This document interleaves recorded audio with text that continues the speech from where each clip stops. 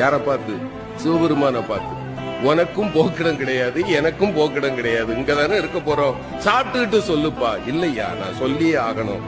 அந்த ஏழை சிரித்து கொண்டே சொன்னார், என்ன பெருசா சொல்லிட போற, நீ யார், அவ்வளவுதானே, நான் சொல்லவா, நீ பரம்பொருள், இங்கு கோயில் கொண்டிருக்கக்கூடிய காசி விஸ்வநாதன், நீ சரிதானப்பான்னா.